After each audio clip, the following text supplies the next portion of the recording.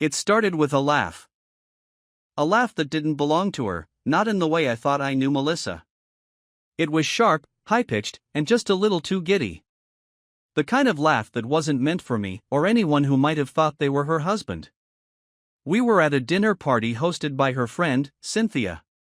Cynthia's husband was out of town on business, so it was a small gathering, just 3 couples and a lot of wine. Melissa was wearing her favorite green dress, the one that made her look effortlessly stunning. She had spent an unusual amount of time getting ready for a casual dinner, but I didn't think much of it. She looked beautiful, and I told her so. She smiled, gave me a quick kiss on the cheek, and said, "Don't embarrass me tonight, James." Embarrass her? I shrugged it off as pre-party nerves. The evening started out normal enough, small talk about work, the kids, summer plans. Cynthia was playing the perfect host, flitting around with hors d'oeuvres and topping off everyone's glasses. It was one of those nights that felt like a scene from a lifestyle magazine, perfect lighting, tasteful music, perfectly curated food. Then he walked in. His name was Eric, and he wasn't supposed to be there. At least, that's what Melissa had told me. "Oh, Eric probably won't make it tonight," she'd said casually in the car on the way over. But there he was, holding a bottle of expensive wine and laughing as Cynthia kissed him on the cheek. He was tall, with an irritatingly confident smirk that suggested he knew something you didn't. He looked like the kind of guy who worked out just enough to flaunt it without looking like he was trying too hard. "James, have you met Eric?" Cynthia asked, all bright-eyed and oblivious. "We've met," I said shortly, shaking his hand. His grip was firm, his grin easy, and for a second, I wondered if I was imagining things. But then I saw Melissa. She hadn't seen me watching, and I almost wish I hadn't. Her expression when she looked at Eric wasn't the one I knew. It wasn't the polite smile she gave strangers, nor the warm one she reserved for friends. It was something else, something raw, something private. "Melissa," Eric said, his voice dripping with familiarity. He kissed her on both cheeks, and I swear I saw her blush. I spent the rest of the evening watching how she laughed at his jokes, too loudly, too eagerly. Watching how she leaned in when he spoke, her hand resting lightly on his arm. Watching how he watched her, like a predator circling his prey. By dessert, my chest felt tight. The air in the room seemed thinner, and I couldn't tell if it was from the wine or the unspoken tension. When we got home that night, she went straight to the bathroom, humming a tune I didn't recognize. I stood in the kitchen, staring at the counter, replaying every moment in my head. I didn't know it yet, but that dinner party was the beginning of the end. 2 days after the dinner party, I was still stewing. I told myself I was overreacting, that my mind was playing tricks on me. Melissa and I had been together for 15 years, she wasn't the type to cross boundaries, let alone cheat. But the way she'd looked at Eric, it gnawed at me. The final nail in the coffin came that Thursday. I work as a logistics manager, which means long hours at the office, coordinating shipments, handling complaints, and generally fixing whatever mess someone else created. That day was particularly chaotic, and by lunchtime, I was ready to tear my hair out. Melissa had texted me earlier. "Busy day for me too. Let's order pizza tonight?" It was a normal text, nothing suspicious. But after the dinner party, normal felt like a trap. By mid-afternoon, I had a break in the chaos and decided to head to the coffee shop near Melissa's office. She worked as a graphic designer for a small marketing agency downtown. They were a tight-knit group, often working late on campaigns, and she was always praising her team. I figured showing up unannounced with her favorite caramel macchiato might earn me some brownie points, or at least put my mind at ease. The walk from my office to hers took less than 10 minutes. When I got there, the receptionist greeted me warmly. "Hey, James. You looking for Melissa?" "Yeah," I said, holding up the coffee. "Just thought I'd surprise her." She glanced at her computer screen. "She's in the conference room. Let me see if she's free." Before I could stop her, she buzzed the room. "Melissa, your husband's here," she said brightly. There was a pause. Then Melissa's voice came through, sounding oddly strained. "Oh, can you give me 5 minutes?" The receptionist smiled at me. She'll be out soon. You can wait here. I nodded, but something about her tone felt off. Melissa wasn't the type to stall, especially not for me. Curiosity got the better of me. As soon as the receptionist turned her attention to another visitor, I casually wandered toward the hallway. I told myself I was just stretching my legs, but my heart was pounding. The conference room was at the end of the hall, its frosted glass offering a vague silhouette of whoever was inside. As I got closer, I saw two figures, Melissa and someone taller, broader. Eric. They were standing close, too close for a work discussion. He was leaning in, speaking in low tones, and her posture was rigid, her arms crossed. I couldn't hear what they were saying, but the tension was palpable. I didn't want to jump to conclusions, but then it happened. He reached out, brushing a strand of hair behind her ear. It wasn't a casual gesture, it was intimate, deliberate. She didn't pull away. I froze, a sick feeling spreading through my chest. For a moment, I considered barging in, demanding answers. But something stopped me. Instead, I pulled out my phone and snapped a picture. The angle was poor, and the frosted glass obscured most of the details, but it was enough to show their proximity.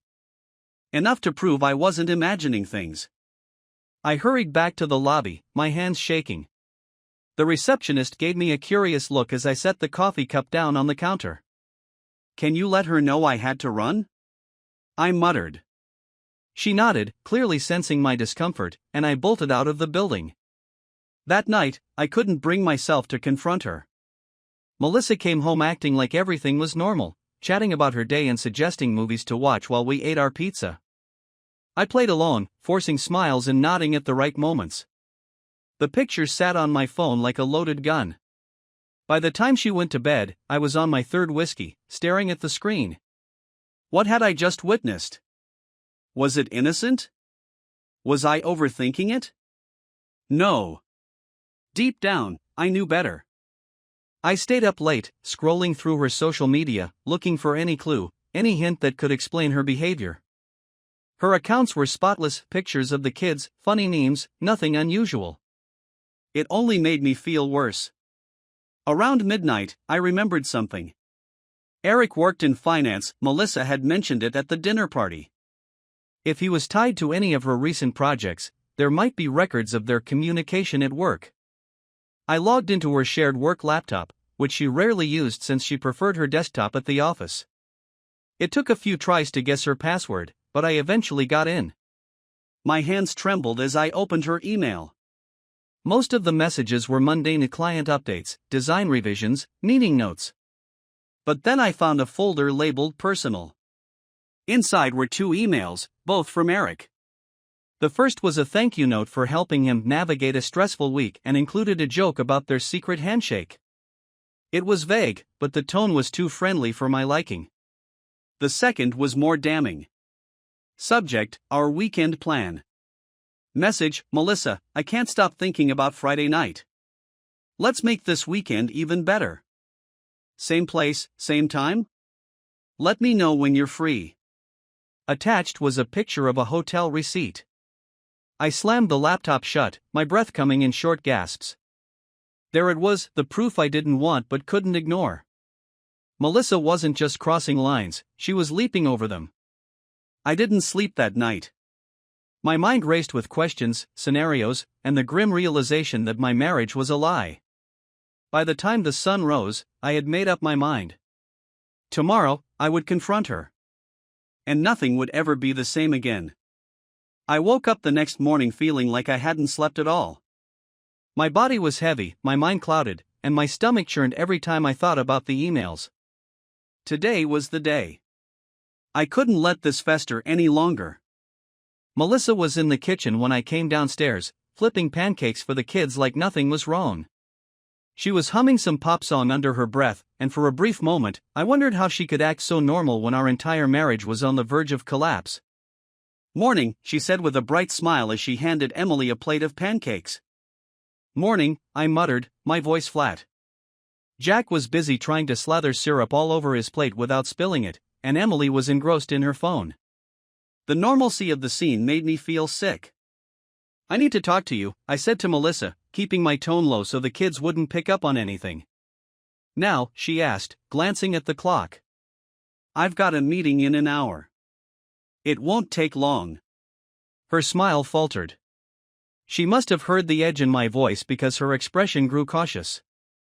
Kids, I said, turning to them. Why don't you head upstairs for a bit? Your mom and I need to have a quick chat. Emily gave me a questioning look but shrugged and grabbed her plate. Jack followed, complaining about having to carry his breakfast upstairs, but I didn't care. As soon as they were out of earshot, I turned back to Melissa. What's this about? She asked, leaning against the counter. I didn't bother easing into it. I pulled out my phone, opened the picture of her and Eric in the conference room, and placed it on the counter in front of her. Her face went pale. Explain this, I said, my voice steady but cold. She stared at the image, her hands trembling slightly. For a moment, she looked like she might deny everything, but then her shoulders slumped. James, she began, her voice soft. Don't, I cut her off. Don't try to spin this. Just tell me the truth. She swallowed hard, her eyes darting to the doorway as if checking to make sure the kids weren't listening. It's not what it looks like, she said finally. That's a hell of a cliché, I shot back. And it's not going to work. I saw the emails, Melissa. The hotel receipt. The plans for your weekend. Are you seriously going to stand there and tell me nothing's going on? Her eyes widened. You went through my emails? I wouldn't have had to if you weren't sneaking around behind my back, I snapped. She looked down, her hands gripping the edge of the counter. It wasn't supposed to happen like this. So it's true, I said, my voice breaking slightly. Melissa didn't answer right away. She looked up at me, her eyes filled with something I couldn't quite place: guilt, fear, maybe even regret. It was a mistake, she said finally. A stupid, horrible mistake. How long? I asked, my voice shaking with barely contained anger. James. How long? I repeated, louder this time. She flinched. A few months. My chest tightened. Months.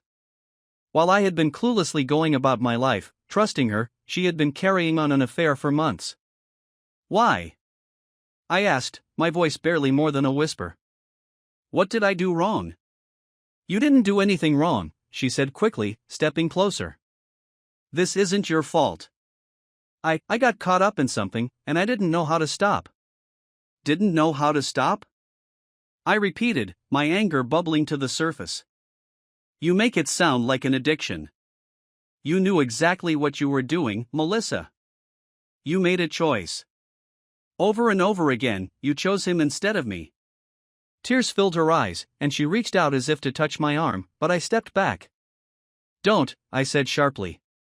James, I love you, she said, her voice breaking. I laughed bitterly. You love me? Is that what you tell Eric before or after you spend the night with him? It's not like that, she said, her voice rising in desperation. I didn't sleep with him. I swear. Don't lie to me, I warned. I'm not lying, she insisted. Yes, we kissed, and yes, we talked about spending the night together, but it never happened. I couldn't go through with it. Why not? I demanded. Because you felt guilty? Or because I caught you before you had the chance? Her silence was answer enough. The rest of the confrontation was a blur of shouting, accusations, and tears. Melissa begged me to forgive her, promising it would never happen again, but her words rang hollow. I told her I needed time to think and left the house, ignoring her pleas for me to stay. I drove aimlessly for hours, my mind racing with questions I didn't know how to answer. Was there any salvaging our marriage after this?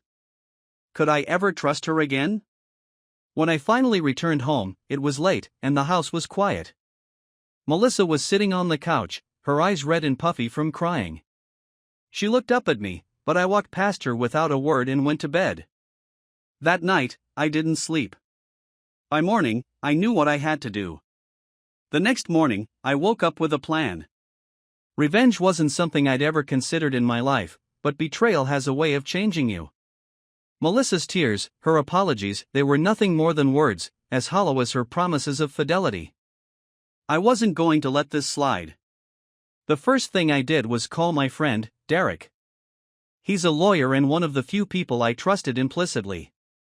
Derek had been through a divorce himself, and though his ex-wife's infidelity wasn't as brazen as Melissa's, he knew the territory. When I arrived at his office, Derek greeted me with a firm handshake and a knowing look. "You look like hell," he said, gesturing for me to sit. "I feel worse," I replied, sinking into the chair. "Tell me everything." So I did. The dinner party, the picture, the emails, and the confrontation. Derek listened without interrupting, his expression growing darker with each detail. When I finished, he leaned back in his chair, his fingers steepled. "Do you want to save the marriage?" I shook my head. "I can't. Even if I could forgive her, I'll never forget what she did. I'll never trust her again." "Then we need to get to work," he said, pulling out a notepad. "Do you have evidence of the affair?" I handed him my phone and showed him the picture of Melissa and Eric in the conference room, along with screenshots of the emails I'd found. Derek nodded approvingly. "This is good.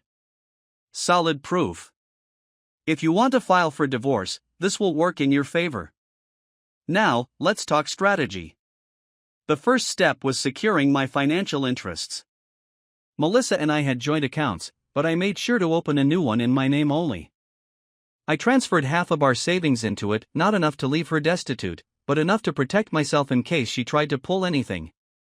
Next, I gathered more evidence. Derek advised me to document everything, her spending, her movements, any communication between her and Eric. I installed a discreet camera in the living room and a recording app on the family computer. It felt invasive, but this wasn't about ethics anymore. This was war. A week later, I played my first card. Melissa came home from work to find me sitting at the dining table, a manila envelope in front of me. "What's this?" she asked hesitantly. "Open it," I said.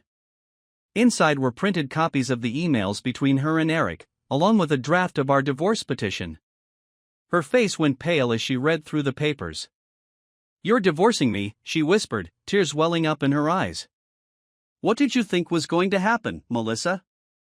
That I'd just forget everything and pretend we're still the happy couple?" "I made a mistake," she cried. "I told you it didn't mean anything. Can't we just work through this?" "You didn't make a mistake, Melissa. You made a series of choices. And now you're going to live with the consequences." She started to argue, but I cut her off. "I've already spoken to a lawyer. This is happening. The sooner you accept it, the better." Over the next few weeks, I put my plan into motion. Melissa begged for a second chance, but I refused to budge. Her tears, her promises, they meant nothing to me anymore. Meanwhile, I began to dismantle the carefully curated image she had built for herself. The first bombshell came at her office. I sent an anonymous email to her boss and HR department, attaching the picture of her and Eric in the conference room, along with the emails. I didn't include my name, but I made sure the message was clear: their behavior was unprofessional and violated company policy. It wasn't long before Melissa came home in a fury. "You got me suspended," she yelled, slamming the door behind her. "You did that to yourself," I said calmly. "How could you do this to me? To us?" I stood up, meeting her gaze with cold determination. "You destroyed us the moment you decided Eric was worth more than your marriage. I'm just making sure everyone knows the truth." The next target was Eric. I found out he was married with 2 kids, so I tracked down his wife's contact information and sent her everything I had. Within a day, I received a message from her. "Thank you for telling me. I had no idea. I'm so sorry you're going through this too." It was a small consolation, but knowing Eric would face consequences of his own gave me a grim sense of satisfaction. The final piece of my plan was the most personal. Melissa had always been close to my family, especially my sister, Karen. She loved playing the role of the perfect wife and sister-in-law, but I wasn't going to let her hide behind that facade anymore. I invited Karen over one evening and laid everything out for her: the affair, the emails, the lies. She was furious, not just at Melissa but at herself for not seeing the signs. "She doesn't deserve you," Karen said firmly. "Whatever you need, I'm here for you." With Karen's help, I made sure the rest of the family knew the truth. Melissa's support system crumbled overnight, leaving her isolated and vulnerable. By the time the divorce was finalized, I had taken back control of my life. Melissa moved out of the house, and I kept custody of the kids. Eric's wife filed for divorce, and he left the company under a cloud of disgrace. Revenge didn't make the pain go away, but it gave me a sense of closure. Melissa had betrayed me in the worst way possible, but she didn't get to walk away unscathed. And for that, I felt no remorse. The house was eerily quiet after Melissa moved out. The kids were staying with me most of the time, and though they asked about her, I kept my answers neutral. They didn't need to know the gritty details, not yet. Emily was old enough to sense something was wrong, while Jack seemed content with my vague assurances that Mom just needs some time. It wasn't until 3 weeks after the divorce was finalized that Melissa asked to meet. "I need to talk to you," she said over the phone, her voice subdued. "About what?" I asked, keeping my tone cold. "About everything. About the kids. About us." "There is no us anymore, Melissa," I replied. "Please," she insisted. "Just one conversation. That's all I'm asking." Against my better judgment, I agreed. We met at a coffee shop a few blocks from the house. It was a place we used to go to on lazy Sunday mornings, back when our marriage still felt solid. Melissa was already seated when I arrived, nursing a cup of tea. She looked tired, her hair pulled back in a messy bun, and dark circles under her eyes betraying her sleepless nights. For a fleeting moment, I almost felt sorry for her. Almost. I sat down across from her without a word. "Thank you for coming," she said softly. "Say what you need to say," I replied, keeping my expression neutral. She hesitated, her hands trembling slightly as she clasped them together on the table. "I wanted to apologize. For everything. For betraying you, for hurting you, for ruining our marriage. I know I don't deserve your forgiveness, but I need you to know how sorry I am." I leaned back in my chair, studying her. "Why now? You've had plenty of chances to apologize before." "I was scared," she admitted. "Scared of how angry you were. Scared of what you might do. And I was ashamed." "You should be," I said bluntly. Her eyes filled with tears, but she didn't look away. "I know I messed up, James. I know I destroyed the life we built together. But I swear, it wasn't because I didn't love you. I do. I just don't," I cut her off. "Don't sit here and tell me you loved me while you were sneaking around with another man. Love doesn't do that. Respect doesn't do that." "I was stupid," she said, her voice breaking. "I let myself get caught up in something meaningless, and I lost everything because of it. I've lost you, the kids, my reputation, my job, everything. And whose fault is that?" I asked, my tone sharp. She flinched but didn't answer. For a moment, neither of us spoke. The hum of the coffee shop filled the silence, a stark contrast to the turmoil raging inside me. "Do you even know why I married you?" I asked finally, my voice quieter now. Melissa looked at me, startled by the question. "Because you loved me?" "Because I trusted you," I said. "I thought we were a team. I thought you were someone I could rely on, someone who had my back no matter what. But you threw that trust away for, what? A few months of excitement?" "It wasn't like that," she protested. "Then explain it to me," I challenged. "Help me understand why you decided our marriage wasn't enough for you." She looked down at her hands, struggling to find the words. "I felt invisible," she said finally. "You were always so busy with work, with the kids. And I know that's not an excuse, but Eric made me feel noticed. Wanted. I got caught up in that, and I made the worst mistake of my life. Invisible, I repeated, anger flaring up again.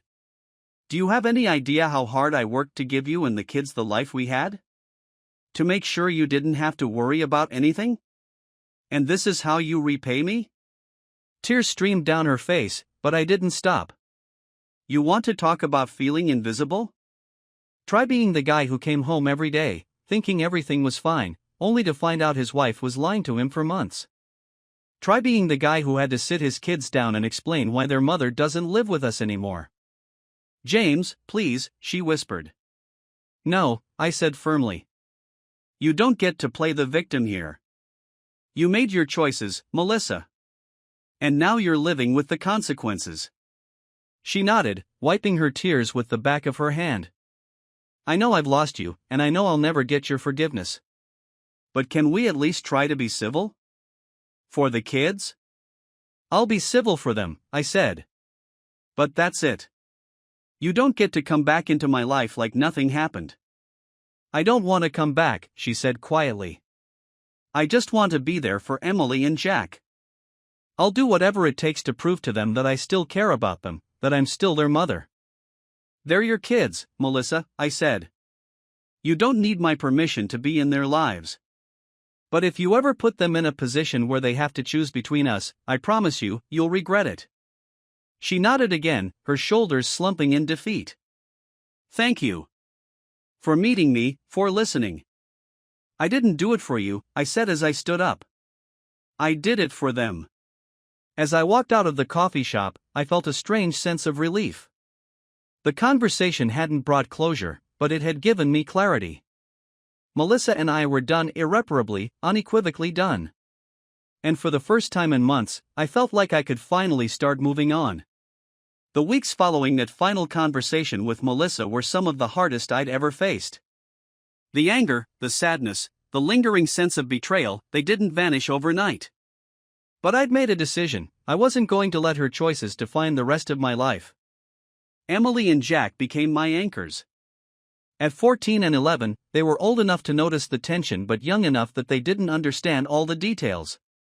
I wasn't about to tarnish their image of their mother by airing her dirty laundry, but I also wasn't going to sugarcoat the truth. One evening, while we were having dinner, Emily asked the question I'd been dreading. Dad, why doesn't Mom come over anymore? Jack looked up from his plate, his brow furrowed in concern. I set down my fork, taking a deep breath. Your mom and I are going through something difficult, I said carefully. Sometimes, even when people love each other, they make mistakes. And those mistakes can change things forever. What kind of mistakes? Emily pressed, her voice trembling. Things I don't think you're ready to hear right now, I said gently. But I promise, when you're older, if you still want to know, I'll tell you everything. Jack's eyes filled with tears, and he looked down at his plate. Is it because of us? No, I said firmly, reaching across the table to squeeze his hand. This has nothing to do with you or Emily. Your mom and I love you both more than anything in the world. That's never going to change. They seemed to accept that, though the sadness in their eyes lingered. It broke my heart to see them like that, but I knew shielding them from the full truth was the right thing to do. Melissa tried to stay involved in their lives, though her efforts were sporadic at best. She'd show up for their soccer games or school events, but the kids seemed to sense the distance between her and me. Emily, in particular, grew more withdrawn around her mother, while Jack clung to me like a lifeline. I encouraged them to spend time with her, but I didn't push. They needed to process this in their own way, just like I did. For me, moving forward meant rebuilding not just my life, but myself. I threw myself into my work, taking on more projects and responsibilities. The routine helped keep my mind occupied, but it wasn't enough. One Saturday, while the kids were at a sleepover, I found myself sitting alone in the living room, staring at the empty space where the family photos used to hang. I'd taken them down after Melissa moved out, unable to bear the sight of her smiling face in happier times. That's when it hit me. I needed to stop running from the pain and start confronting it. The next morning, I called Karen. Can you watch the kids for a few days? I asked. Of course, she said without hesitation. What's going on? I need to get away, I said. Just for a little while. I need to clear my head. She didn't ask for details, which I appreciated. I booked a cabin in the mountains, far from the noise and chaos of the city. No internet, no phone calls, just me and my thoughts. At first, the silence was suffocating. But as the days passed, it became a source of solace. I hiked through the woods, letting the crisp air fill my lungs. I wrote in a journal, pouring out all the anger and sadness I'd been carrying. By the end of the week, I felt lighter, not healed, not yet, but no longer drowning. When I returned home, I made a conscious effort to focus on the future rather than the past. I started attending therapy, both individually and with the kids. It wasn't easy at first, talking about my feelings had never been my strong suit, but it helped. I also began reconnecting with old friends, people I'd lost touch with over the years as I focused on my marriage and career. They welcomed me back with open arms, reminding me that I wasn't alone. Then there was the matter of Melissa. We kept our interactions limited to matters involving the kids. She continued to reach out, asking if we could talk or have dinner together, but I declined every time. I wasn't interested in reopening old wounds. One day, she sent me a long email, pouring out her regrets and begging for forgiveness. I know I don't deserve it, she wrote. But I need to know if there's any part of you that still cares for me, even a little. I stared at the screen for a long time before replying. Melissa, I will always care about you as the mother of my children. But the love we had as husband and wife is gone. I've moved on, and I hope you can too. It wasn't the answer she wanted, but it was the truth. As months turned into a year, the wounds began to heal. The kids adjusted to our new reality, and so did I. One night, Emily came into the living room while I was watching TV. Dad, she said, sitting down beside me. Yeah? Are you happy? The question caught me off guard. I thought about it for a moment before answering. I'm getting there, I said honestly. She smiled, leaning her head on my shoulder. I think you deserve to be happy. Her words stayed with me long after she went to bed. For the first time in a long while, I felt a flicker of hope. Life wasn't perfect, but it was mine. And that was enough.